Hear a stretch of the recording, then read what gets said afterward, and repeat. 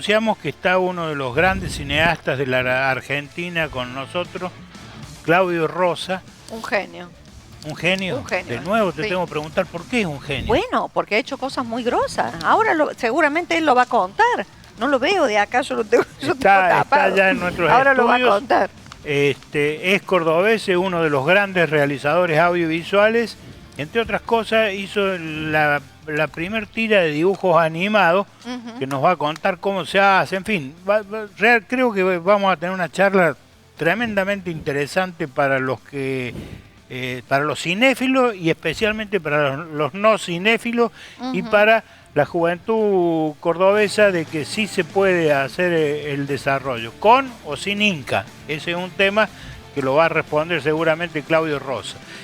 Hace muchos años, cuando salió Orson, hicimos un informe que se llamó exactamente De la picardía de Orson a la mole. Porque en el dibujo animado de Orson que desarrollaron en Córdoba, yo no sé si por iniciativa de ellos, del equipo de Garabato, que era el que hacía el animado de Orson acá en Córdoba, o porque le pidieron los porteños de Canal 13, donde se pasaba en el canal, volver los capítulos de Orson, pero se lo incorporó a la Mole Moli. Entonces, nosotros hicimos un informe de la picardía de Orson a la mole. Vemos el informe y está con nosotros Claudio Rosa. En la colmena televisiva, otra pena cordobesa, de la picardía de Orson a la codiciosa rusticidad de la mole. Escribe Mercedes Valente. Por el año 2000 nació en Córdoba un dibujo animado cuyo personaje principal era Orson, creado para el canal Volver y en 2001 emitido por Canal 12 de Córdoba por unos pocos meses. Parece que Orson no tuvo éxito y lo levantaron. Como se estila por estos lares, en lugar de apoyarlo, sostenerlo para repuntar la tira, lo volaron del aire. Siempre fui el arco, eso fue terrible. Vótenme, por favor, no me quiero ir. Si querés que Orson se quede en la casa, vota al 0600 Orson. ¡Pobre Orson! Un dibujo animado que tuvo la mala suerte de nacer en Córdoba. Y pobre Córdoba, que con tantos talentos para hacer dibujos animados, carga con medios timoratos como para apostar a un género que puede orientarse con éxito tanto al público infantil, tipo Bob Esponja, o al público más adulto, digamos por ejemplo, Los Simpsons. ¿Se imaginan lo que sería hacer en Córdoba un dibujo animado desde el que se critique la sociedad cordobesa con un poco de humor ácido y otro poco de humor negro? Sería fantástico, genial y revolucionario. Vos dedicate a pensar. Cuando se te ocurra una idea, me llamas. Sería salir de la pobreza, abandonando esa imagen torpe y desagradable que es la Mole Moli, vendiendo su rústico aspecto en todos los programas en los que aparece, como símbolo de Córdoba y los cordobeses. Sí, la quiero, es mi vida.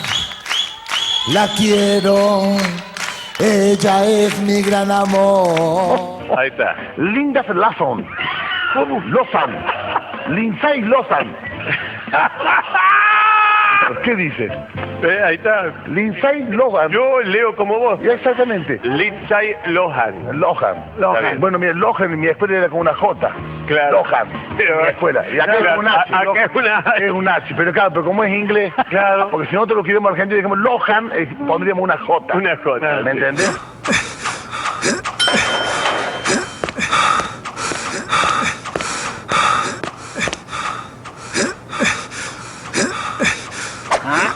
Uy. Es bueno el grandote, ¿no? Físicamente está bien, pero le falta técnica.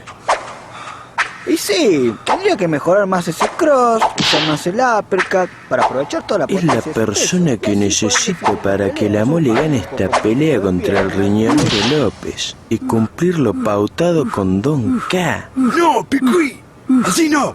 Pibe, ¿te gustaría ganar unos buenos pesos? Sí, usted diga qué tengo que hacer. Desde hoy sos el entrenador de la mole. Bueno.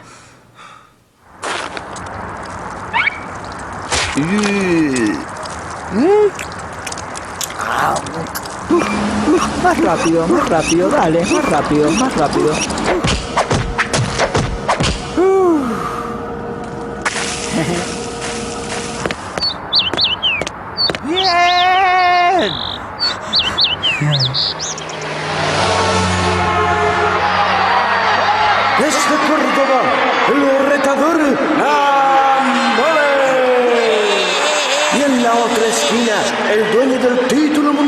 apadrinado por Don K, el riñonero López. Señor K, ¿qué hace acá? Vamos, Mole, como te enseñé, golpes cortos. No te hagas el vivo que te voy a pegar un milaneso. ¡Cosita tierna!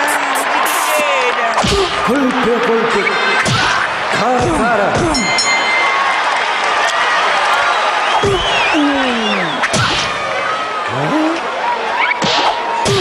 Madura el knockout. ¡Ojo de tigre! ¡Ojo de tigre! ¿Qué?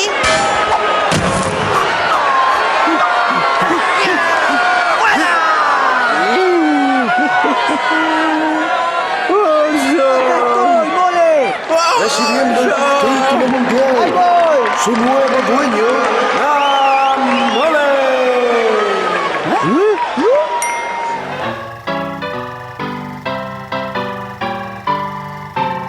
Dos penas le pesan a la televisión de Córdoba.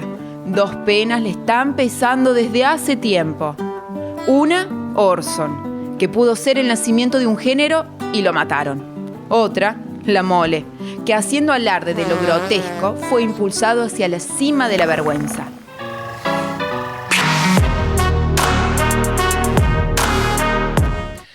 Primer plano para Claudio Rosa. Sos el autor de esa serie de dibujo animado que acabamos de ver. Hola Jorge, antes que es uno de los autores. Uno de los autores. Sí, un equipo, claro. El padre de Orson es Sergio Pedrosa, alias el Checho. El Checho. Que éramos los dos socios de Garabato. Y en ese momento también era muy importante Luis Paredes en la parte de animación y todo eso. Justo estaba diciendo que hace poco me enteré del fallecimiento de Walter Sequeira, que fue el gerente de Artear, que un poco nos metió en eso. Gran amigo. Y las cosas son tan raras porque, si hay que decir cómo empezó, en 1998 un compañero de la universidad quiso organizar un festival de cine. Y en esa época era muy popular un programa de Volver que se llamaba El Acomodador, que lo conducía Eduardo de la Puente. Entonces hicimos mucho esfuerzo para contactarlos desde el departamento de cine, y cuando logramos que nos dieran un poco de bola, nos dicen, bueno, si logran que produzcamos un programa desde Córdoba con directores, productores y toda gente de acá de Buenos Aires, un camión de exteriores, etc., nosotros le damos manija al festival. Entonces hay un grupo de chicos, de estudiantes de cine, del departamento de cine, un grupo grande, nos pusimos a trabajar y logramos hacer un super show televisivo con camiones de exteriores, estaba de la Puente, obvio, pero estaba Lita Estante y los 5 o 6 directores de la época más importantes. Y mientras armaban eso, se hizo un asado, y en el asado había una sola persona de traje. Y el Checho, que es un personaje, va... el Checho también es el que le ponía la voz a Orson. El Checho va y se sienta con el tipo de traje, y tenía el loco una corbata de Mickey. Y le dice, ¿a vos te gustan los dibujos animados? Le dice, amigo. Sí, le dice Walter. Dice, a mí también. Ah, sí, yo hago dibujo animado, le dice mi amigo de la universidad. Estabas hablando de Walter Sequeira, Sequeira. Que era gerente de Canal 13, el grupo Artear, y específicamente era el programador del canal Volver. El padre del canal Volver. El padre del canal Volver. Era el responsable de todo lo que sea negocios internacionales de Artear, de comprar las películas, esto y lo otro, y era el padre de canal Volver. Sí. ¿Y cómo siguió la historia? Y entonces... me quedé con la corbata sí, que tenía dijo, Walter. Walter tenía la corbata con Mickey. Sí, y entonces el Checho le dice, yo hago dibujo animado. Y dice, bueno, yo quiero hacer un dibujo animado. Porque en la historia de Canal 13 había una cosa que le hacían el Telepibe. El Telepibe. Y entonces dice, el Telepibe nos fue bien, qué sé yo quiero que la imagen de Volver sea un dibujo animado. Era un dibujito animado que lo usaban para copetear los distintos cortes de la transmisión de Canal 13. Entonces nosotros le hicimos yo no, el Checho, porque digamos...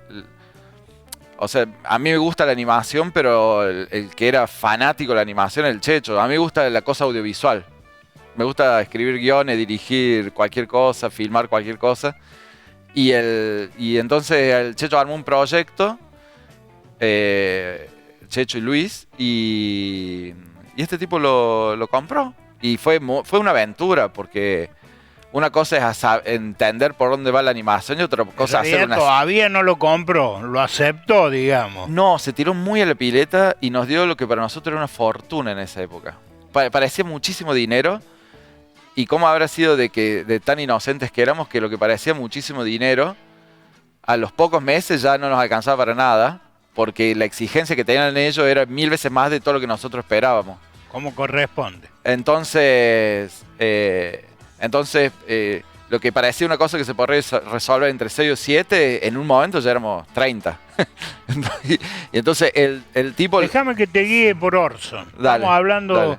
de Orson, que sería la primera animación del interior del país que tuvo proyección nacional. Sí. Primer pregunta. Sí. ¿Por qué se llamó Orson? Sí, por Orson Welles. Por Orson Welles y el señor, el malo se llama el señor K, por cagador, ¿no? Aclárame eso, por favor, porque no existían los K todavía. No existían era un los K. cagador. Era K por cagador. Era como el señor Burns de los Simpsons, serie, Sí, con Mr. Burns. pero venía, eso ustedes lo derivaron, según algún pajarito me contó, porque era KK, cagador. Sí. Pero aparte... Orson, entonces era por Orson Welles. Sí. Y nosotros acordate que éramos todos estudiantes de cine. O sea, estábamos ahí, estábamos terminando la carrera, qué sé yo, y como dijo un profe mío, el profe más querido de la facu, Arturo Borio, me dijo una vez, cuando estás terminando el departamento de cine, no sos tan cineasta, sino muy cinéfilo. Exacto, entonces, coincido. Entonces teníamos todas esas cosas ahí, y creo que ¿Sabes salió ahí. que trabajé mucho tiempo con Arturo Borio? ¿Con Arturo? No sabes dónde. ¿Y en alguna agencia de publicidad, me imagino? No. O en algún canal. Hacía un ciclo semidocumental de investigación periodística de toda la Argentina que se llamaba Los Grandes Temas Nacionales. Sí, los Grandes Temas. Y Arturo Borio era uno de los que me ayudaba en la compaginación y en el armado de ese ciclo de los grandes temas nacionales. Un número uno, una autoridad, un maestro, la gran persona y... Todo eso que te digo del Festival de Cine, traer a los de Buenos Aires y todo eso que te estoy diciendo, incluso que Garabato existiera primero dentro de la universidad, fue gracias a Arturo.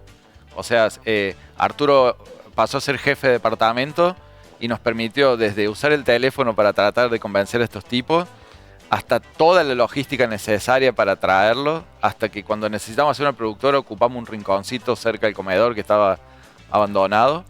Y vamos a hablar, Claudio, sobre lo bueno y lo malo de la escuela de cine, tanto en la preparación como en el egreso. Dale. ¿Cuál era el perfil de Orson, del personaje del dibujo animado? ¿Qué era Orson? ¿Era un guionista? ¿Qué era? Sí, era un tipo que necesitaba convencer a un tipo, era un chico que estaba saliendo quería ser alguien y te necesitaba convencer a un tipo muy poderoso que le viera las cosas que él quería hacer, básicamente.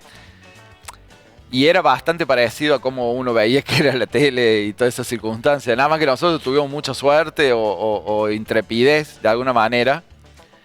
Pero las relaciones de poder son así de desiguales usualmente. Son para un chico de la universidad contra un gerente de Buenos Aires había un desnivel bastante importante.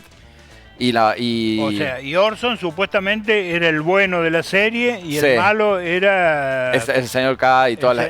Pero aparte, en realidad era una excusa. Era una excusa muy chiquita de guión, de argumento. Porque en realidad lo que hacemos era en cada episodio meter cosas que nos interesaran a nosotros y a ellos de la historia de televisión argentina, desde cosas con Piluso o la Mole Mole porque nos interesaba a nosotros, Drácula, todo con una vuelta de tuerca. Romeo y Julieta. Sí, de todo. O sea, fuimos usando, negociábamos con ellos las historias, pero era, digamos, era una cosa que no quisiera que fuera interesante la parte histórica para el canal y para nosotros también interesante. Entonces se hacían muchas propuestas, se recibían devoluciones. La verdad para nosotros fue un aprendizaje tremendo y súper violento, porque muy rápido tenemos que hacer las cosas. Toda la tira que hicieron, Sí.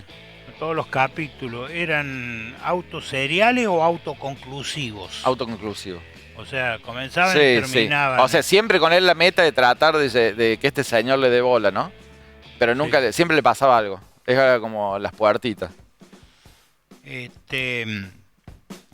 Vos dijiste que estaba referido, yo deduzco, a la historia de Canal 13. A la Sí. historia que en realidad, porque se emitía por Canal Volver. Sí. Pero también me mencionaste capítulos del cine, o sea que Sí. no era solo de la televisión, Lo que pasa es que la historia, sino del cine. Lo que pasa es que Volver estaba atado a la historia del cine y la televisión.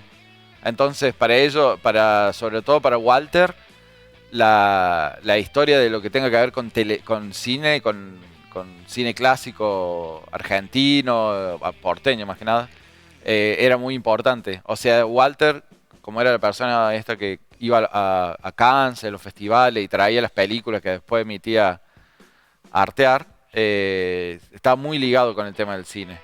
O sea, muy ligado. El ciclo de Orson, ¿cuántos capítulos fueron? No, ni me acuerdo, porque eran capítulos cortitos, pero estuvimos un poco más de 2 años trabajando en eso. 40 capítulos. No tengo ni idea, la verdad no tengo ni idea. De hecho, no sé ni siquiera quién tiene la torta con los episodios. Se emitió entre los años 2000 y 2001. 2000, 2001 y algo de haber pasado el 2002. Dejamos de hacerlo fin del 2001. Lo acabo de corroborar, 42 capítulos. Ni yo sabía, ni sabía. Cada capítulo tenía aproximadamente 2 minutos, 3 minutos. 2 a 3 minutos. Muchísimo, hicimos ¿En muchísimo. qué se filmaba? ¿En video? ¿En celular? No. ¿En qué? No, todo un sistema, o sea, animación cuadro a cuadro. Y era ¿Cuántos cuadros por segundo? promedio 12. 12. Promedio O sea 12. que un capítulo llevaba 3000 dibujos. No tengo ni idea. 2000. Sí, un montón. Porque se mezclaba también con After Effects. Mi parte del trabajo era el After Effects. O sea, yo era al que le llegaba todo lo que ya estaba pintado, recortado, etcétera, y yo le daba la animación final. Y en la animación final se mezclaba lo que había pasado cuadro a cuadro con la incorporación de lo digital, por si había que estirar tiempos, relacionar con el fondo, mezclar todas las capas.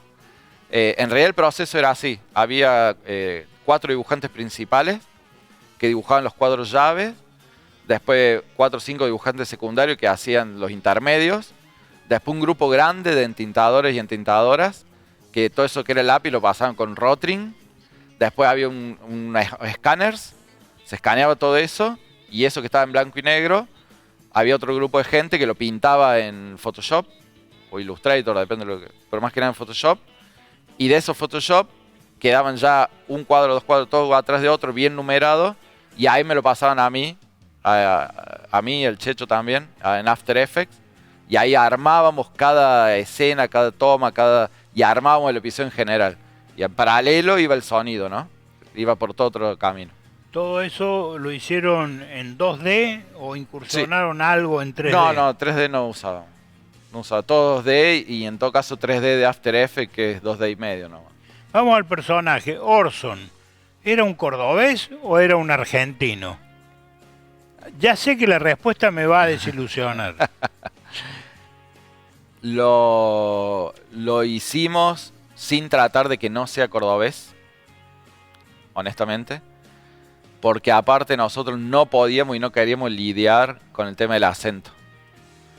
O sea, sin acento cordobés. No nos cuidábamos. No, justamente no nos cuidábamos. No decíamos ni que era cordobés ni que no era cordobés, pero nadie hacía un esfuerzo para no hablar en cordobés. De hecho, participaron con las voces locutores de acá, etcétera, y había personajes de Belgrano, de Talleres, y el que gritaba decía aguante Talleres y esto y lo otro. Me pasó también después cuando hemos hecho Pinta el Camino o La Purga, que también con el tema de las voces y los actores, a nadie le decimos que hable de tal o cual forma. Y si es Córdoba o no Córdoba o lo que sea que vos quieras interpretar, queda a decisión tuya. Nunca dijimos ni que No era Córdoba, porque de hecho cuando hemos hecho estadio de fútbol, los chicos eran hinchas de Racing de Racing de Córdoba. Entonces el de estadio que dibujaban era el de estadio de Racing. Y cuando está la ciudad se ve la Torre Ángela y un montón de cosas así. Y en los 42 capítulos de Orson, ¿metieron el cuarteto? Poco, sí, hay pero poco. No me acuerdo ya cuánto, pero hay. Sí, o sea, nosotros justo tocó un grupo, Garabato no era el epicentro del cuarteto, si querés decir de alguna forma. Somos más rockeros. De hecho, es una de las características que tuvo, perdón que me salga del dibujo, pero una característica que tuvo condicionante La Purga fue que fuera Córdoba, pero que no fuera la cosa del cuarteto. Pero metieron, por ejemplo, un capítulo con el lobizón, la historia de San Vicente. Sí. Para eso. Es Córdoba. Metieron también a Orson. En esa época ya estaba Gran Hermano. Sí, hay un episodio de Gran Hermano. Pero sí. Me parece que era Expedición Robinson. No, hicimos también Gran Hermano. Está el confesionario, está todo. O sea que... Hicimos también con los archivos X. La verdad, Jorge, te tengo que decir que sabes más vos que yo de Orson. Lo tenés más estudiado. Lo tenés más estudiado. Para mí era... Y no es casualidad, te voy a confesar, Claudio, que sepa tanto sobre Orson, porque fui un defensor a ultranza del proyecto, lo sigo siendo, y defensor porque no estaban dadas cuando ustedes hicieron esto, que fueron pioneros, de ninguna manera estaban dadas las condiciones, ni en el interior, ni en Córdoba, para que se produjeran hechos tan relevantes y trascendentes, intrascendentes. Y después vamos a explicar esto. No, tiene una vuelta de tuerca muy, muy positiva, Jorge. Tanto el Checho como yo éramos jefes de trabajo práctico y asistentes de Carmen Garzón, que era la profe nuestra de animación. Hoy en día Córdoba, la ciudad de Córdoba, sus alrededores, Unquillo, sí, es uno de los grandes polos de animación de Argentina. Y no sé si no decirte de Latinoamérica. Se producen de las mejores animaciones y tiene muchos premios internacionales. Hay muchísima gente que se producen, obviamente que no son, o sea, a mí me tocó conocer medio sin querer queriendo al dibujante, al señor que creó a Scooby-Doo y a Shaggy y trabajó 30 años en Hanna-Barbera. Bueno, como eso no es Hanna-Barbera, pero animaciones de nivel artística, industrial a ese nivel, es muy potente Córdoba. Hay productoras de animación en 3D, pero también hay productoras de animación en cuadro a cuadro, en stop motion, muy potente y muy reconocida, te diría mundialmente. O sea que la curva a la larga de toda esa... Y Carmen, por ejemplo, sigue metida en esos grupos de gente produciendo ese tipo de cosas. Hace un tiempo me la encontré y sigue en eso. Entonces me parece que ahí hay una curva de tiempo bastante interesante. Y el resultado bastante positivo. No tiene que ver necesariamente con Orson, pero hay gente que está metida en esas cosas que viene de aquella época todavía.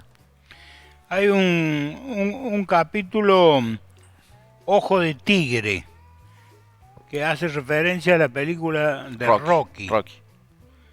Y después lo meten a Molly, no me olvido, hay incluso flashes, casi fotos, digamos, de la serie de Orson, donde la Molly creo que la ponen a la Molly la ponen a boxear o pegarle a una res vacuna. Sí, es Rocky. Que es Rocky. Es todo, son todas referencias cinematográficas. Hay que ver quién la interpretaría ahora. No sé cuánta gente de generaciones más jóvenes ha visto Rocky a esta altura.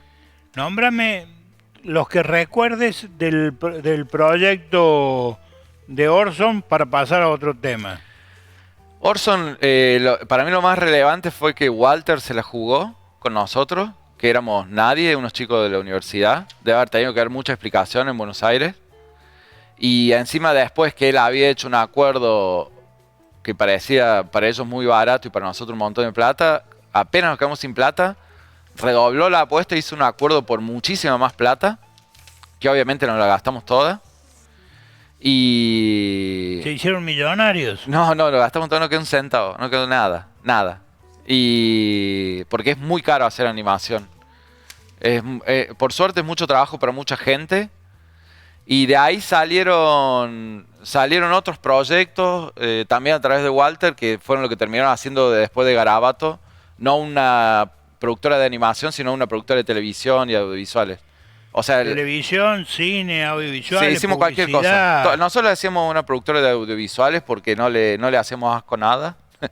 y la trayectoria fue un poco por donde nos iba llevando el viento, sin un plan, pero poniéndole mucha garra a cada cosa que se iba cruzando. Entonces cuando la caída tremenda fue, porque mientras estábamos haciendo Orson, Walter nos pidió a otro chico y a mí que le hiciéramos un piloto de un documental muy salvaje. En esa época ISAT y otros canales pasaron como una especie de documentales de pornografía. Entonces nos encargó hacer algo así. Bueno, nos fuimos al carajo, hicimos una cosa que estaba muy linda, les encantó, pero no se podía pasar al aire. ¿Por qué? ¿Porque era muy osado? Era así, salvaje. Entonces... O sea, ¿hiciste pornografía? No, documental sobre eso. Entrevistamos a toda la gente que estaba haciendo eso en Buenos Aires, hicimos casting, la verdad fue toda una aventura en esa época. En una época que no era muy popular todavía. Por ejemplo, nosotros logramos entrevistar después de perseguirlo un tiempo a Víctor Maitland, cuando todavía no había dado entrevistas. Y para nosotros... ¿Quién es Víctor Maitland? Víctor Maitland falleció hace unos años, es como el referente máximo de la pornografía argentina, pero en realidad él también era un director de cámaras de Canal 9. De pornografía audiovisual, digamos. Sí. Era el director de cámaras de Canal 9 que también tenía como ese hobby, esa cosa, y fue el que empujó para lograr eso. Ese material que en ese momento era muy escandaloso. Terrible. Hoy se podría pasar en... No, menos.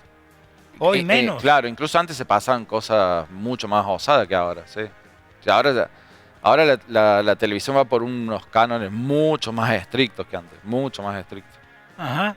Pero aparte porque el consumo la gente también lo lleva. El imaginario de los televidentes pareciera lo contrario, ¿no? No, me parece que se han establecido unos parámetros, porque la gente que quiere consumir eso lo consume por otros medios ahora. O sea, me parece que la televisión antes era bastante más desestructurada, bastante más. De hecho, ese programa, 2 meses antes a lo mejor hubieran comprado directamente ese programa, pero justo habían tenido una historia con el Confer, no sé con qué, y entonces estaban de los pelos. Lo curioso es que Walter dice, me encantó, pero no lo vamos a poder poner al aire. Y nos vio que las caras largas. Y dice, pero ¿por qué no me hacen este otro proyecto? Y nos dio otro programa. Nosotros mientras hacíamos Orson, hacíamos Ruta Volver, la Argentina contada por los argentinos. Nos viajamos todo el país, filmando lo que Walter nos pidió. Gente linda, no quiero gente triste, no quiero pobreza, no quiero esto. Entonces viajamos por todo el país haciendo que los argentinos cuenten su país.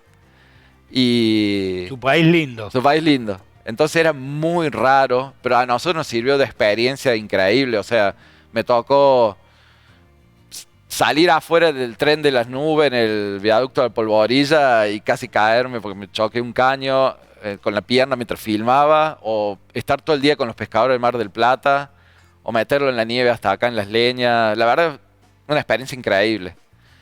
Y entonces esas dos cosas, lo que hacíamos en paralelo, yo cuando no estaba de viaje hacía el after de Orson, y cuando estaba yo de viaje lo hacía el Checho, y todo confluyó.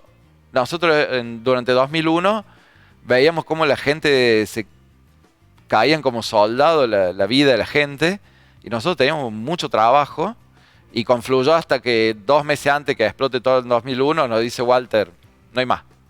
No, esto se va al tacho, dejen de hacer todo lo que estaban haciendo Parar los documentales fue más fácil, parar la animación no pudimos, porque es una cadena de cosas.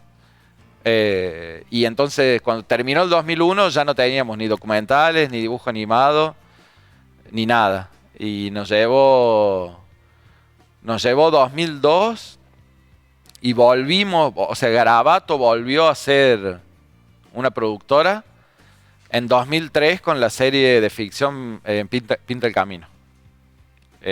Recién ahí volvimos a ser productora con una idea que se me ocurrió a mí de la pobreza de esos años. Vamos con Caravana.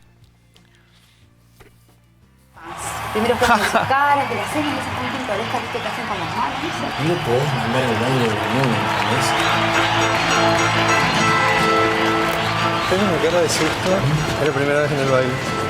Sí. Chicas. Quiero presentar a mi nuevo amigo. Hola. Juan Cruz. Penélope. Hola, Sara. Vos sabés que yo no te convengo, ¿no?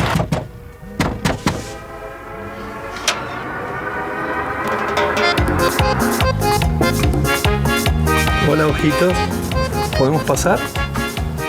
Me cayó la ficha de que me podés ser útil. Vas a hacer algunas cositas para mí. Así que vamos a hacer lo siguiente. Vos vas a trabajar unos días más para mí. Yo pasado esos días, me olvido, te devuelvo la vida. Y vos te olvidas de nosotros. ¡Sara! No te pedí perdón. ¿Qué querés, boludo? Dale. No basta con perdón, ya está. Déjame curtir tu historia, loco. ¿Qué otra historia, estúpida? ¿Qué otra historia? ¿Qué? Este es un peliculón que dirigió un amigo, Rosendo Ruiz. Me causa mucha gracia. Un hito en mi vida. Bueno, soy amigo de muchos de los actores que están ahí y casi toda la gente que estuvo atrás de cámara. Un hito muy importante en mi vida fue también que mientras estábamos haciendo esa cosa de convencer de empezar con Orson y el festival de cine que nos lleva adelante, hicimos un cortometraje en 16 milímetros que se llama Caravana. Esta película se llama De Caravana. El corto nuestro que se llama Caravana ganó unos cuantos premios importantes, muy importantes, y fue un poco lo que nos cambió la vida. O sea que acá se confundió tu entrevistador y la producción. Pusimos Caravana cuando en realidad debimos haber puesto De Caravana. No, esta es De Caravana y es la película, una de las películas más importantes de la historia del cine de Córdoba. Sí. Que le dirigió Rosendo. Y previo a eso, el corto mío se llama Caravana, a secas, y fue un corto muy premiado y que nos cambió mucho la vida, en el sentido que, por ejemplo, yo ahora dentro de un rato voy a un rodaje y con el director de foto Sebastián Ferrero, que es un hermano para mí, y nos conocimos haciendo ese corto. Y ese corto fue en 16 milímetros, blanco y negro, con toda esa dificultad que vos has conocido de alguna época. Y tiene el hito también de que, aparte de los premios, en la suma de dinero que ganamos más plata de la que nos costó hacerlo. Siempre cuento eso, como diciendo que lo que cuesta hacer un corto cuando estás en la universidad, en su momento ese corto costó $2.500. Juntar 10 chicos que nos moríamos de hambre, $250 cada uno, era una locura. Y no sé cómo lo hicimos, porque la verdad que yo literalmente no tomate con criollo. Pero... Y después ganamos, por ejemplo, un premio de 3.000. Y así, bueno, algo sirve. Pero sí, a partir de este momento, cualquier tráiler o video pongamos, te lo voy a preguntar previamente. La Purga. La Purga. La Purga fue la segunda serie que hicimos en Garabato. La primera fue Pinta el Camino. Pinta el Camino lo hicimos en Canal 12. La Purga, cuando en 2008 más o menos empieza una puja entre Clarín y el gobierno nacional, descajonan la ley de medios, que había que modificar la ley de medios que venía de la dictadura. En esa acción y esos movimientos se da mucho impulso a la producción audiovisual independiente del interior. Entonces nosotros con los Garabatos estábamos parados en un lugar que ya hace unos años veníamos trabajando mucho para Canal Encuentro y teníamos muchas ganas de hacer otro tipo de cosas también. Entonces apenas abrieron los concursos, presentamos documentales, unitarios, series, ficción, lo que sea. y ganamos casi todo lo que presentamos. Entre esas cosas estuvo La Purga, que también es un hito total para nosotros. También ganó unos cuantos premios. Y para hacer esta serie, también la particularidad que tuvo, que también es algo que modifica las cosas hasta el día de hoy, es que me junté con otra productora acá de Córdoba, con Prisma, y la hicimos juntos a eso, porque yo le quería dar más potencia. De hecho, la dirigimos Pablo Brusa, que es el director de Prisma, y yo. Y fue una muy buena experiencia que después nos llevó a hacer otras cosas juntos con esa productora. De algún modo sacaste dos palabras que fue Ley de Medio por un lado, Grupo Artear Clarín por el otro. Sí, sí. Eso fue una batalla, está claro, Sí, e inobjetable. Sí. ¿De qué lado de la batalla estuviste? De ninguno. De ninguno. No estaba... Eso me suena a me beneficié con Clarín y me beneficié con la Ley de Medios. Sí, debe sonar feo, pero la verdad... Suena desagradable, pero... No, tengo mis explicaciones. O sea, sí quería la Ley de Medios y sí hicimos mucho esfuerzo, participamos en muchas reuniones. La Ley de Medios fue muy asamblearia, se fue charlando mucho y se generó eso. Yo no estaba en contra del Grupo Clarín porque... No solamente porque el Grupo Clarín nunca fue distinto a lo que fue, digamos. O sea... Y por otra parte porque fue el que te abrió las puertas. Ni cuando hacíamos Orson ni nada, fue distinto a lo que fue. Y yo creo bastante más en la capacidad del Estado de regular. O sea, yo creo en eso. Yo creo en un Estado muy presente, más... básicamente como regulador, legislador, etc. Entonces la Ley de Medios tenía un montón de cosas para legislar sobre los canales, sobre las señales, para generar un montón de cosas. Me parece que después se hizo como una versión 2.0 de lo que era legislar y se pasaron de rosca. Vos sabés que yo personalmente suscribo mucho el proyecto de la BBC de Londres. La BBC de Londres tiene varios canales internacionales, nacionales, televisión, decenas de radios, ¿no es cierto?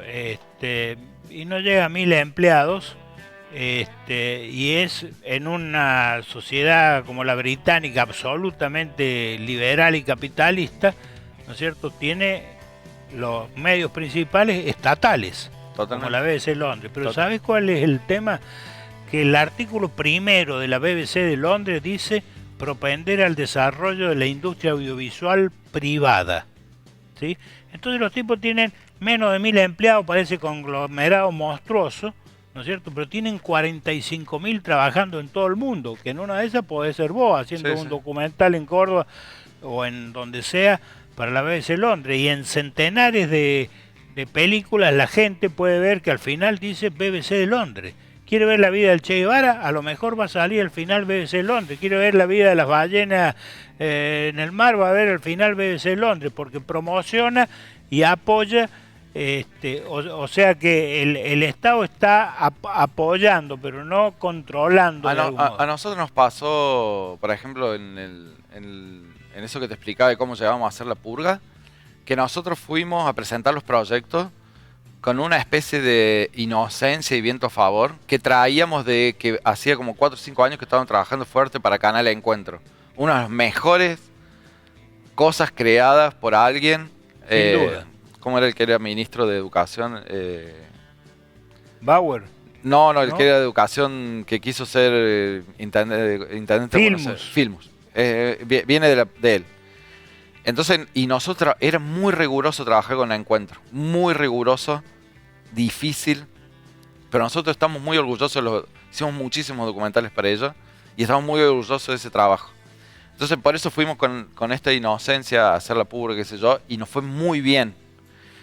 Pasa que todo lo que pasaba en ese momento por el Ministerio de Planificación y Desarrollo y venía de esta Ley de Medios, empezaba más o menos bien, y de a poco ya en la segunda tanda de premios empezaron todas estas historias de de que ya nada venía tanto para el interior, de que estas cosas le ganaban más o menos siempre lo mismo, el hermano, el primo, qué sé yo, se fue pudriendo. O sea, no fue una política, ¿entiendes? Se metió la política en un punto, pero no fue una buena política, no fue sostenida y me parece que ahí perdimos todos. Me parece que empezó a caer una rueda que no se levantó. De hecho, nosotros después, en 2018, terminamos haciendo una serie mucho más grande que La Purga, pero muchísimo más grande, que se llama Sumergidos.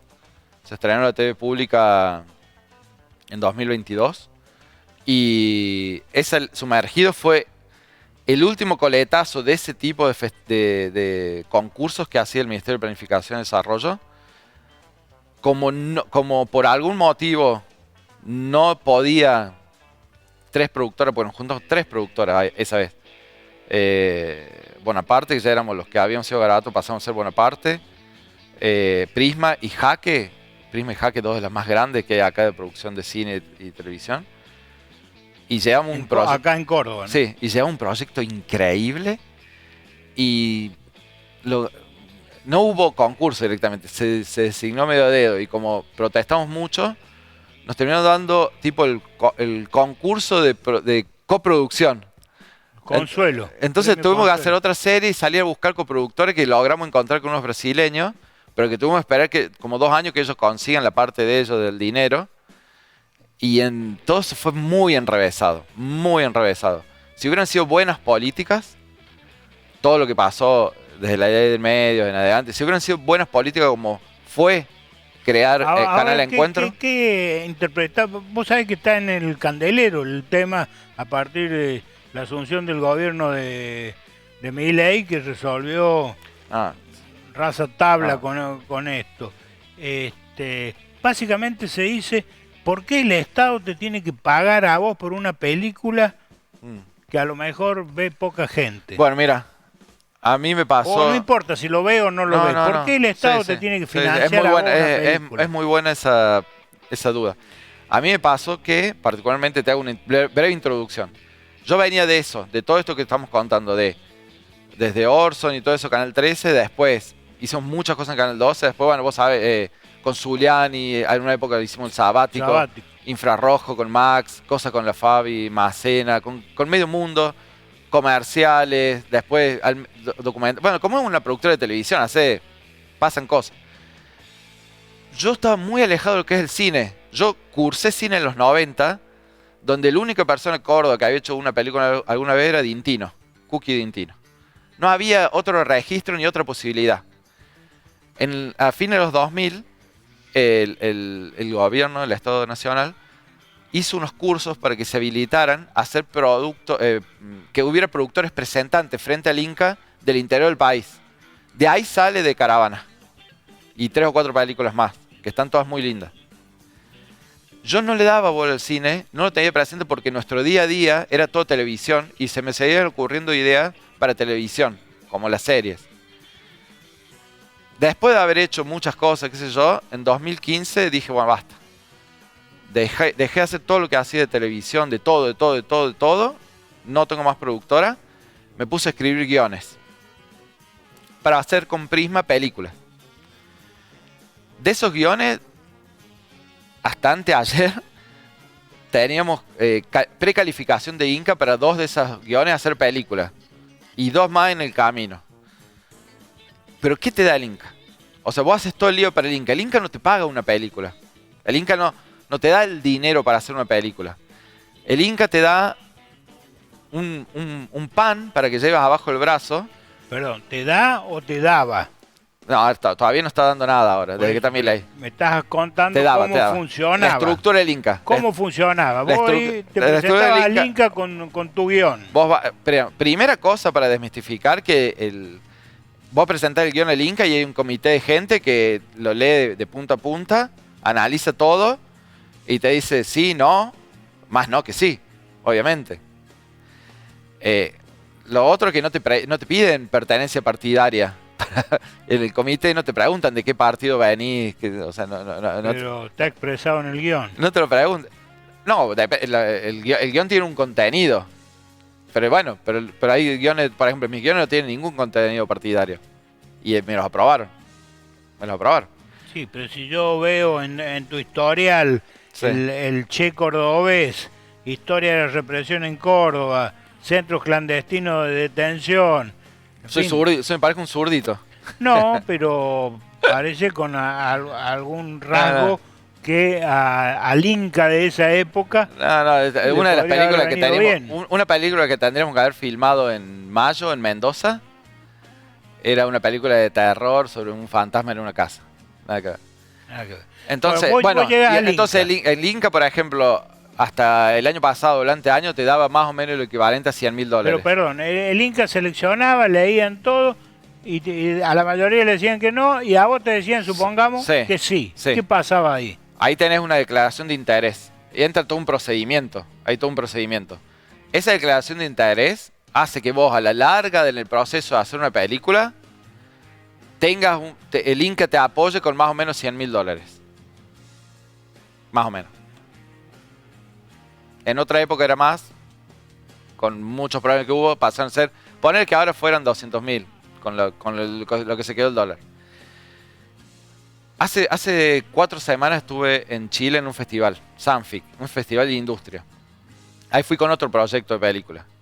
¿Qué hace la gente? ¿Cómo se hacen las películas? Que no sea en Hollywood. ¿Cómo se hacen las películas?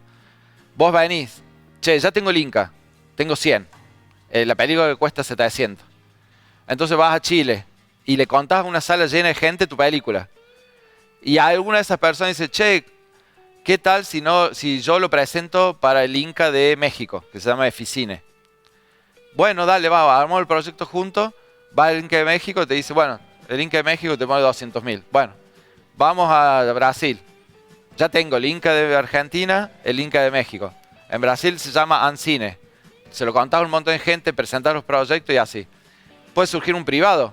En algunos lugares surgen inversores privados, pero muy chiquitos, porque básicamente el negocio del cine entran más los privados cuando la película ya está hecha, que empieza la distribución.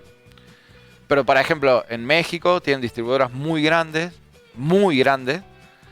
que entran porque como ellos tienen un montón de salas y todavía la gente va al cine, listo, pongo, no sé, para eso poner $200.000 un chiste, pone $200.000 y después se aseguran tener la sala. Entonces, juntar los 700. En este momento, el problema está que, por ejemplo, yo tengo ahí una peli medio colgada para una coproducción con Brasil, pero un brasileño te dice, pero si vos no, ¿por qué me pedís por ejemplo, una peli que tendríamos que estar haciendo ahora de segundo mitad de año, ya tiene unos fondos tenía el Inca y gracias al Inca conseguimos unos fondos de las Islas Canarias, que son como 200.000. Y estamos esperando otros fondos de España y le estamos pidiendo a 300.000 a Brasil. Pero si te sacan la base tuya, vos pasás a no aportar nada. ¿Entendés? O sea, no tenés nada para decir. Entonces te dice el brasileño, y entonces la hago yo. No la hacemos, me paso con otra. La que tendría que filmar en Mendoza, el mexicano dice, la hacemos en México. Vos no sos el director, sos el productor ejecutivo, yo consigo un director mexicano y la hacemos acá. Entonces, yo quiero que mi película se haga. Entonces yo escribí el guión, cobro como guionista, soy el productor ejecutivo de la película, uno de los tantos. Dejo de ser el director. Esto es lo loco. En esa película iban a trabajar sus buenos 35, 40 personas directamente y sus buenas 300 personas indirectamente. Ninguno. Nada. Todo eso va para trabajo de otros. La ciudad de Córdoba, como la provincia de Mendoza y otras provincias de Argentina, tiene estas cosas del cash rebate. Si vos traes $100.000, yo te doy, una vez que los hayas gastado, te doy 50.000 más para que los vuelvas a gastar acá. Entonces te levantan el presupuesto de la película. El Inca, como no te deja gastarlo en otro lugar que no sea Argentina, es como los mineros de Ouro Preto o Potosí, que te envían comprar con lo que cobras, o los hacheros del norte argentino, vas al almacén del dueño de la mina. El Inca es eso, ¿entendés? Te da la plata, pero la podés gastar solamente en Argentina. El Inca automáticamente recupera de los impuestos que vos te vas gastando y es plata que se mueve. Córdoba tiene el cash rebate, porque nadie es idiota. Se mueve la plata de esa economía adentro de tu ciudad. ¿Entendés? Por qué te da más plata, porque le conviene el movimiento. Y después queda pegada a lo que se hizo y genera otras cosas. La mayoría de las cosas del cine son coproducciones. Si vos agarrás cualquier película, fíjate al principio, todas las placas que aparecen. Sí, pero no son coproducciones estatales. Acá estamos hablando del Inca, que es dinero del Estado. Todos los países... No. Es un dinero de un sector que tiene su fondo que recauda de tal manera. Pero, por ejemplo, cuando vos veas Televisión Española, la BBC, Canal 4 de Francia, la RAI. Canal Más, la RAI, todos. O sea, ninguna película mexicana se hace sin este Eficine que te digo. Ninguna película brasileña se hace sin el Ancine que te digo. En todas participa, pero no es porque es el Estado, que es el Estado, porque es una parte de del motor de la propia industria que el que sabe, la parte es la industria que representa el Estado, sabe que por un peso que pone va a generar 6 o 7 más. Está bien, pero el Inca te dio, supongamos que funcionó ese proyecto, todo fue bien, conseguiste el resto, juntaste las 700 y el Inca puso 100. Sí. ¿No es cierto? ¿Cómo lo recupera el Inca esos 100? El Inca tiene dos formas. Una es crédito, otra es subsidio. Si vos querés crédito, te dan mucho más. Muchísimo más. Por ejemplo, las películas como las que hace Suar. Las películas que cuestan millones. Es un crédito. Vos vas y con la cosa de la entrada se lo devolvés. Lo que es subsidio, vos tenés que llevar los recibos de en todo lo que te lo gastaste, porque te vuelvo a decir, Jorge, es una plata que es generada por la propia industria para mover la industria, para traer esa otra guita para mover la economía del país. ¿Fuiste director del Desertor? No, montajista. Montajista. El Desertor, montajista. Peliculón. Claudio Rosa. Peliculón.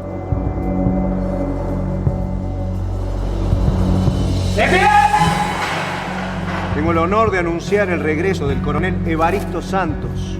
Estoy un poco viejo, pero no perdí las mañas. ¿Ese no era el amigo de tu viejo? Cualquier cosa que usted necesita, cuenta conmigo. Lo que sea. ¿Alguna vez escuchó hablar a mi padre de Pascual Uribe? Un ermitaño fuera de toda norma. Un salvaje. Volví hace 3 días y hoy tengo la mochila de un tipo que desapareció hace 10 años. Averigua quién es esa india. ¿Está bien, Márquez?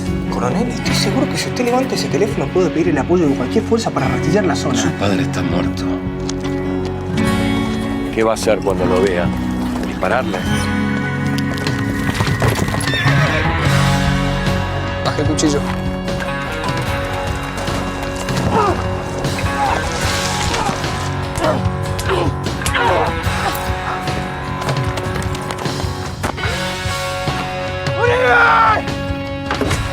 ¿Quién te ha mandado? Por ejemplo, esta película, El Desertor, ¿dónde se pasó?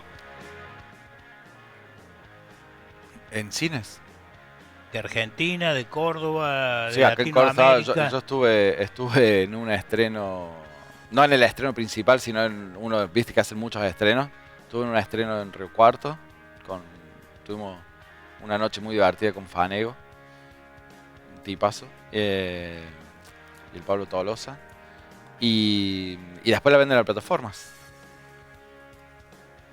O sea que esta película de por vida puede seguir generando algún tipo de renta. Esta Sí, como espero otras. que sí. Ojalá. Sí, ojalá. Sí, ojalá.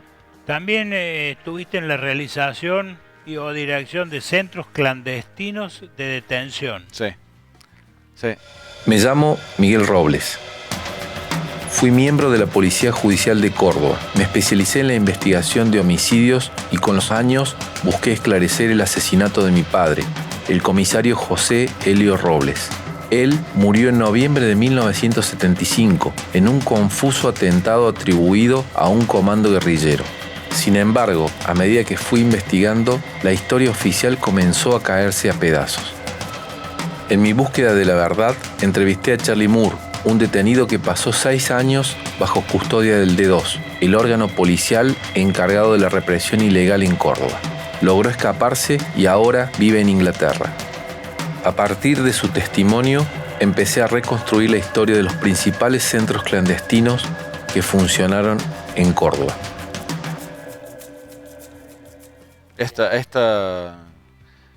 La historia de Miguel... ¿Sabes que yo escribí una serie? Que nunca pude conseguir el dinero todavía.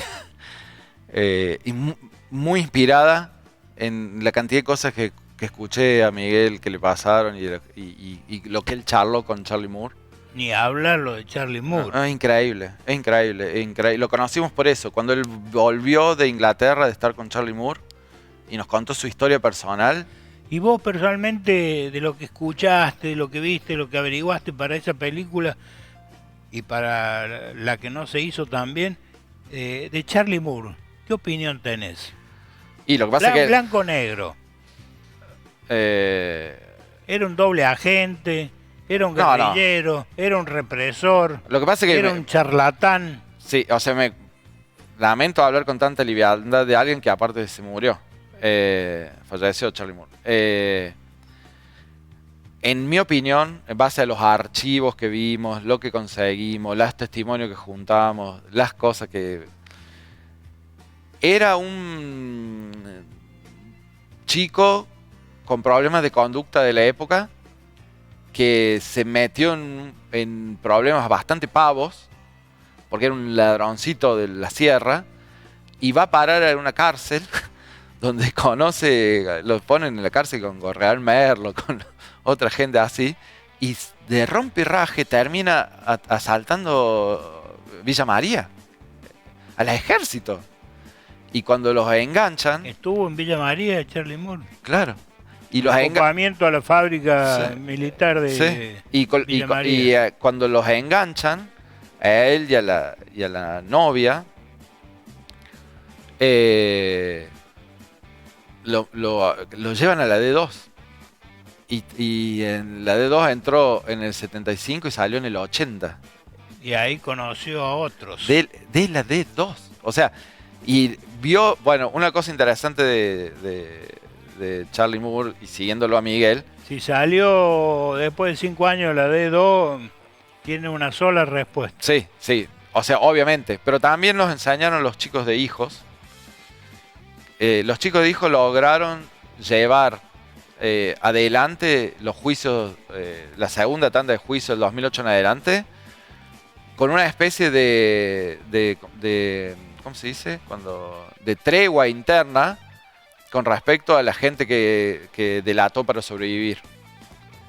Le sacaron el pie de encima. ¿Entendés? O sea, porque si no hubieran conseguido testimonio y también era una cuestión de vida o muerte.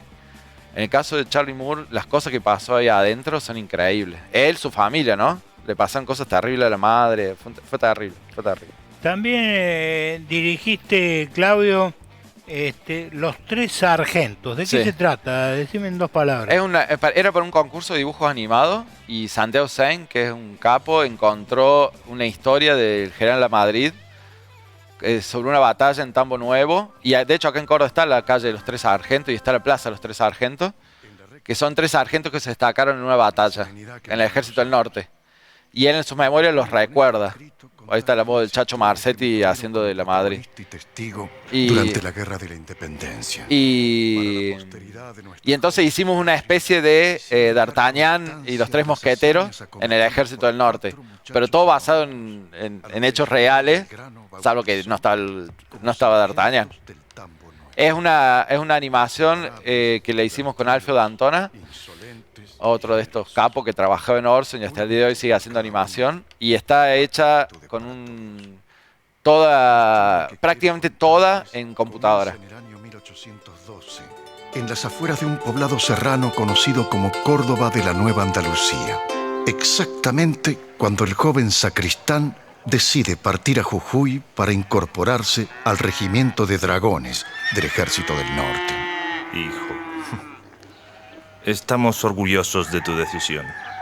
Te entrego esta carta de recomendación para el barón de Holmberg y esta espada, mi bien más preciado, con la que luché en las guardias valonas y tantas veces salvé mi vida. Ve con orgullo al encuentro de los patriotas. Qué maravilla, ¿no? Mira, aparte esta, ahí sí que trabajó poca gente, porque en la técnica esa de la computadora no necesitas tantas personas. Es una cosa... Es otra técnica, Entretenido de hacer también. Lo prolífico de tu carrera, ¿choca con la calidad o...? Y a veces sí, a veces no. Obviamente, la animación es tiempo o dinero. Tiempo o dinero. Y usualmente mientras más dinero puedes controlar el tiempo y tener mejores cosas. Por ejemplo, la otra serie, Sumergido, tiene 1000 veces más calidad que La Purga. Pero por todas estas cosas que te digo que fue complejo, los brasileños, esto qué sé yo, lo otro, de contenido narrativo, La Purga es mucho más auténtica porque es una historia que teníamos más ganas de hacer. Otra de las cosas que dirigiste, fue El Che Cordobés. Sí. A ver. Porque es la naturaleza del imperialismo la que bestializa a los hombres, la que la convierte en fieras sedientas de sangre que están dispuestas a degollar, a asesinar, a destruir hasta la última imagen de un revolucionario, de un partidario de un régimen que haya caído bajo su bota o que luche por su libertad.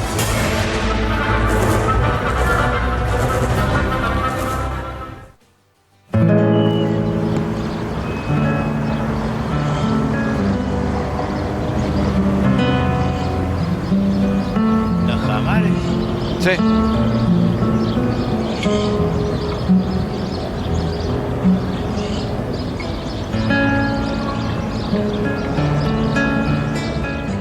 Los Guevara vivieron en Córdoba y sobre todo en Altagracia la mejor época de su vida. Y el lugar de Altagracia es un lugar importantísimo para el Che, porque él aprende a querer amar y a ser querido, a ser amado. Él tenía un coraje austero, el de la madre. Fuera de una gran frescura y de una gran rebeldía y de una capacidad de inventar cosas, ¿no? De una capacidad creativa. La imagen de lo que se puede conseguir. Esto es 100% fruto de la cabeza de Santiago Sein, que era uno de mis socios, y él es el que maneja todos los que sea archivos, y sabía que estaban estos archivos de la infancia del Che y estas cosas. Y entonces, ¿en dónde? ¿En el centro de documentación de la Universidad Nacional? Claro. El primer lugar donde estuvo Garabato era un sucuchito muy chiquitito atrás del comedor, en el cual habían metido todas las latas de Canal 10 durante 30 años, se lo olvidaron ahí. Entonces hay cientos o miles de archivos míos te tenemos esa época. Te tenemos de mucho de esa época.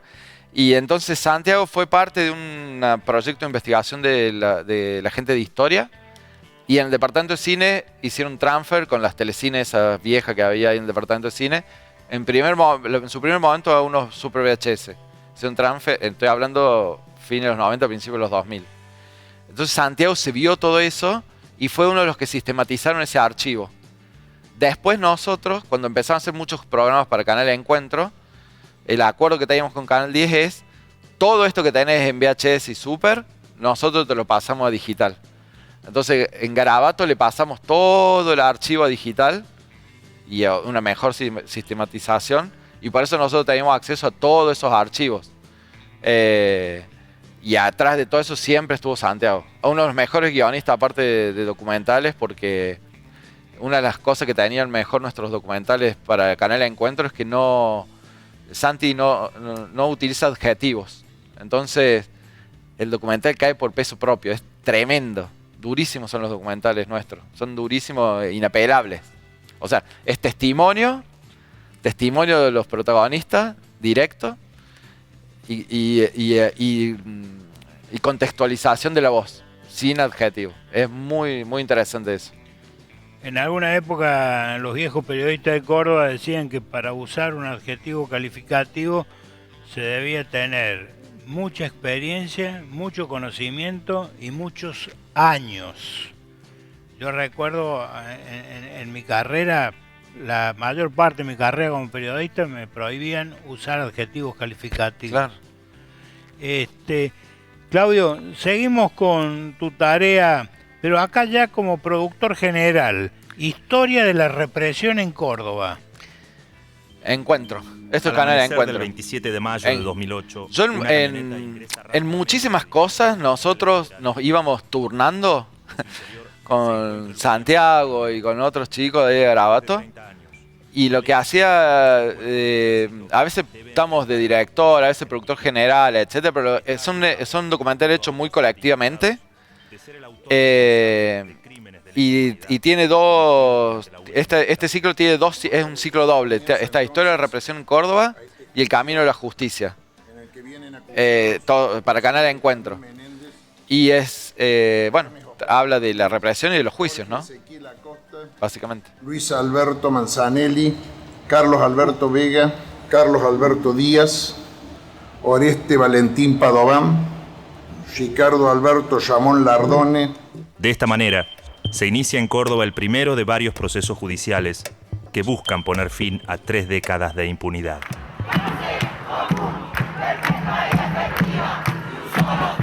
Era esto, creo que puedo hablar, ¿no? Sí, esto era un equipo grande teníamos ahí, Jorge, ya, ¿eh? O sea, el equipo de documentalistas de Garabato entre 2007, 2006 diría, y 2011 y 2015, si seguimos hasta Bonaparte, era grande. O sea, teníamos gente que investiga, o sea, gente de historia, gente de ciencia de la comunicación, todo investigando, más las investigaciones de los chicos de Hijo, que trabajamos bastante en conjunto, si eran este tipo de temas. Pero también hemos hecho otro tipo, por ejemplo, en History Channel hicimos el Cordobazo para History Channel, una versión de 2 horas del Cordobazo. Entonces teníamos grupos de historia que hacían el volumen de material y después gente que escribía guiones, desde Santiago hasta el Dani Santos, pasando en el medio por gente de las agencias de publicidad, qué sé yo. El último que los terminaba corrigiendo era Santi. Pero teníamos muchos equipos así de documentalistas y después teníamos equipos de editores.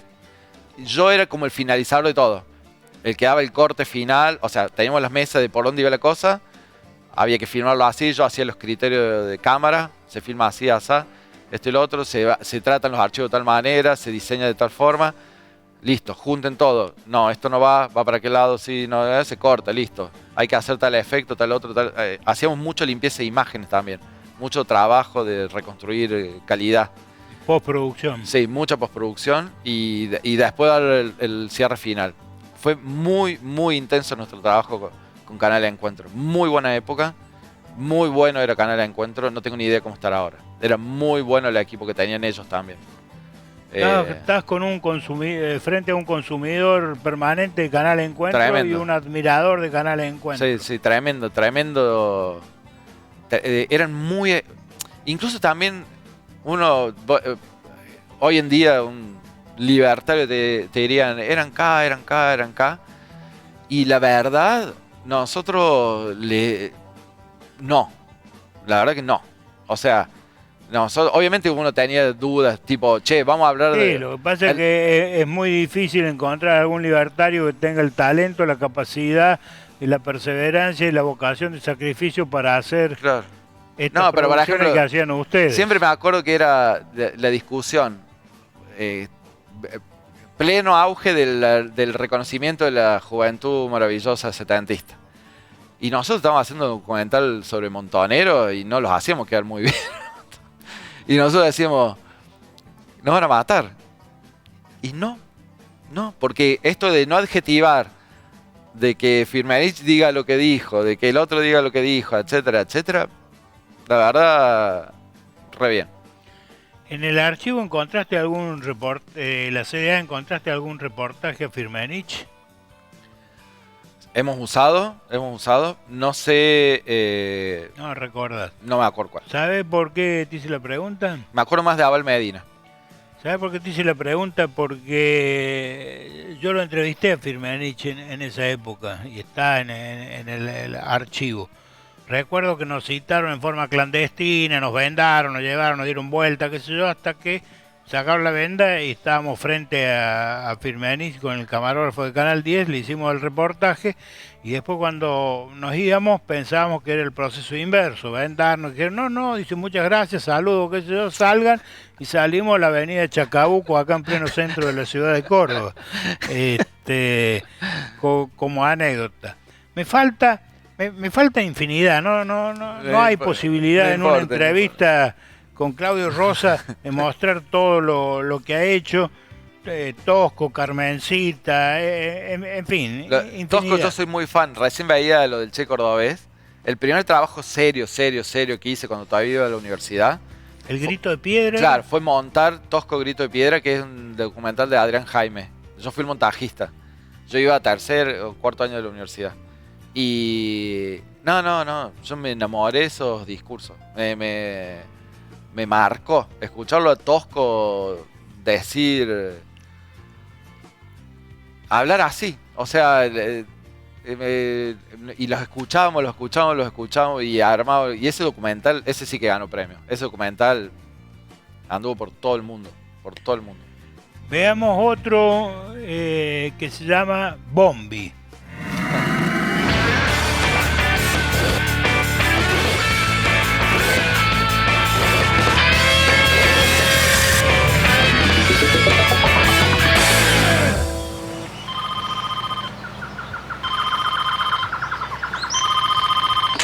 Aquí central, ¿quién se reporta? Sandro, señor. Oficial Sandro.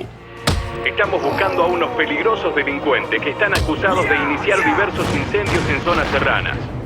En instantes estaremos mandando los identikits de estos personajes siniestros. Entendido, señor. Estaremos alerta. ¡Acá están! ¡Estos son! Seguramente Llamarada los ha llamado. No estés tan seguro, Bola. Para que Llamarada viva, depende de estos delincuentes. Y estos no nacen de un repollo, sino por el descuido y la negligencia de todos nosotros. ¡Alerta! ¡Alerta! Dirigirse a la zona de San Agustín. Los delincuentes están merodeando el sector. Se presume presencia de Llamarada. Imposible llegar en vehículos de gran tamaño. ¿Comprendieron? Esto es lo que vamos a hacer.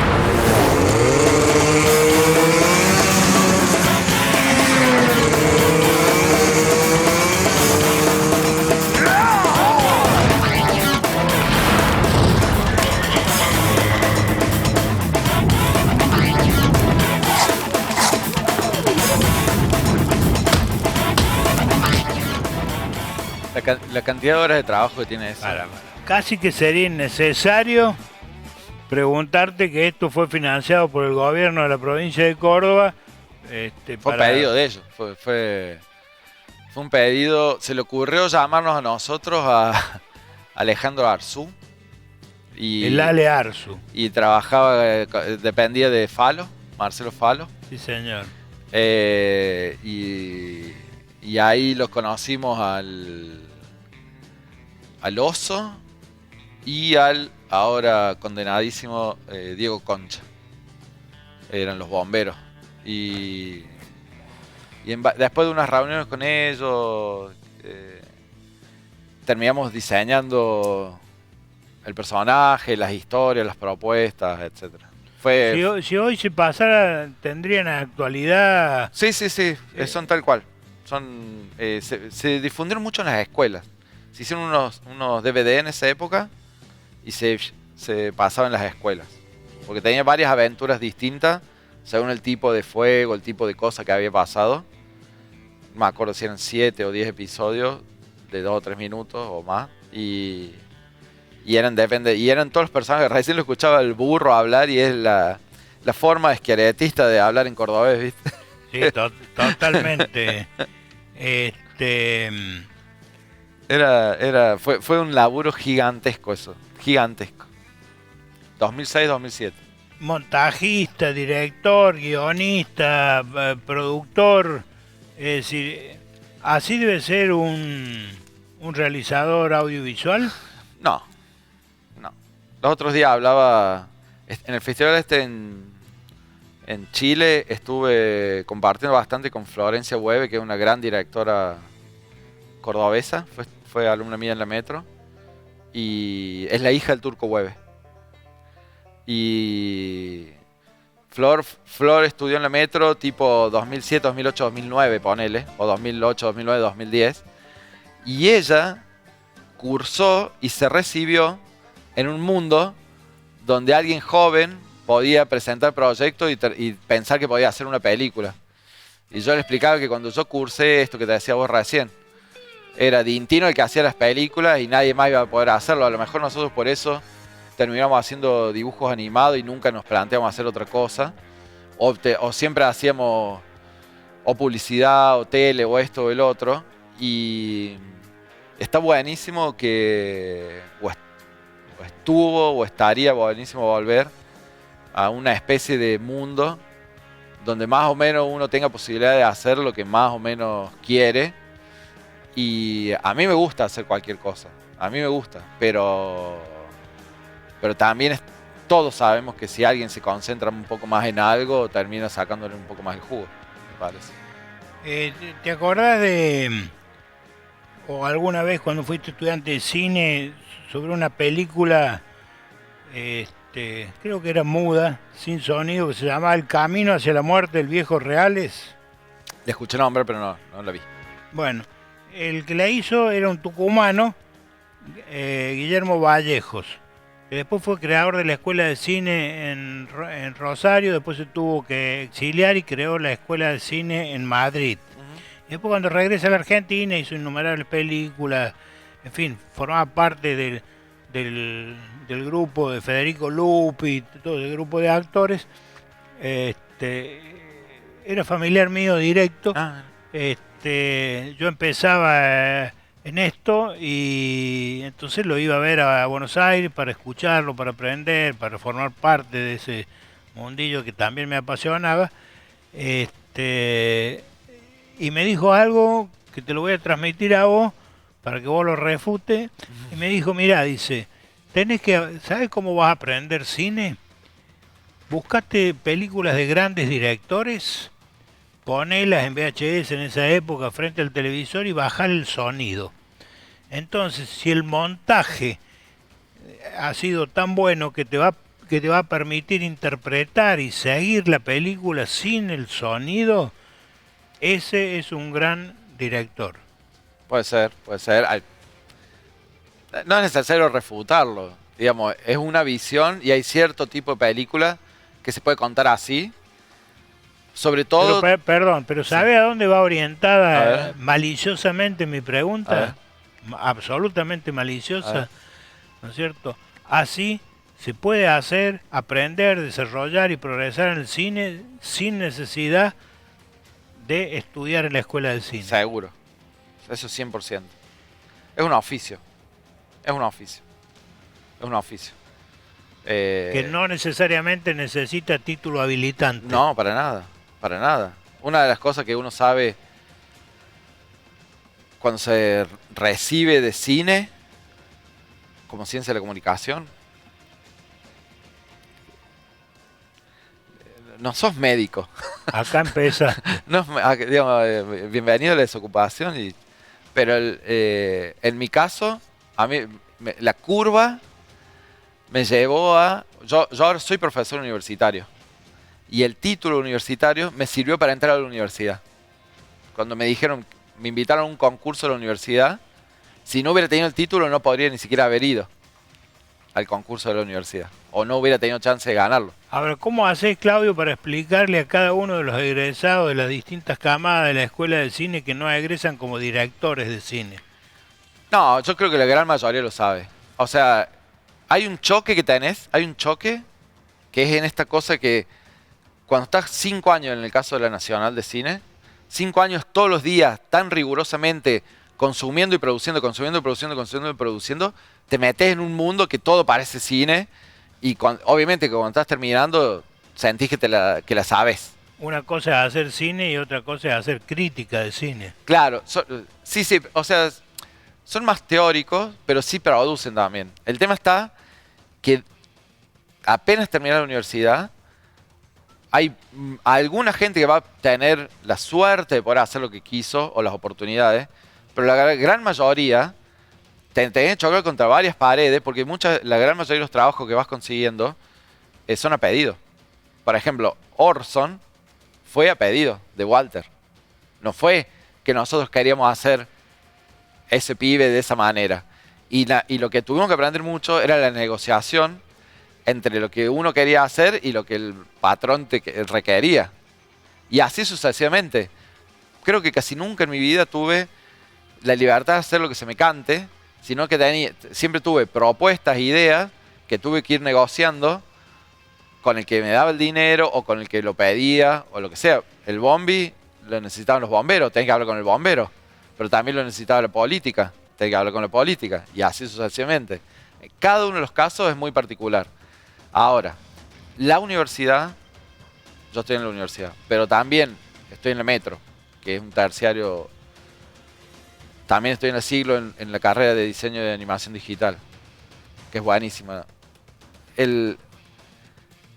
La universidad te va a dar un montón de herramientas y estructura para aprender más rápido y para tener una noción enorme muy rápido. Que no quiere decir que si te metes de asistente a un rodaje, lo que sea, no lo fueras a aprender. Pero no sé si vas a aprender todo lo que te enseña en la universidad. Porque, por ejemplo, para ser director, yo agradezco a Historia del Cine Latinoamericano, etcétera, haber visto esas películas clásicas, que yo en mi casa, por motu propio, no las veo, porque te sirven de referencia para hacer cosas. Todo se construye sobre las referencias de otras. En Orson lo hacíamos todo el tiempo. Son todas referencias de cosas que uno vio y supo. Pero, por ejemplo, uno de los directores más famosos del mundo es Tarantino, que vio todas las películas en un videoclub, básicamente. En Estados Unidos tiene otra forma de trabajo, sobre todo en Hollywood, que es, el director no necesariamente tiene que ser el que más sepa de cine. Eso dejáselo a asistente de dirección. Entre el asistente de dirección y el director de foto te van a armar todo lo que es puesta cinematográfica y lenguaje. Vos concentrate en la narración y los actores. Entonces vos decís, le decís al director de foto, al asistente de dirección, yo lo que quiero lograr en esta escena es tal cosa. Entonces te dicen, bueno, tendrías que hacer 2 tomas de acá, 3 tomas de acá, que el primer plano sea así, así, y te lo resuelven. Nosotros tenemos una forma más europea, si querés, que es más de autor. Entonces uno siente que en cada encuadre está el sentido de la vida. Y ahí vamos. ¿Por qué, Claudio Rosa, no hay ficción en la televisión de Córdoba? Es muy caro.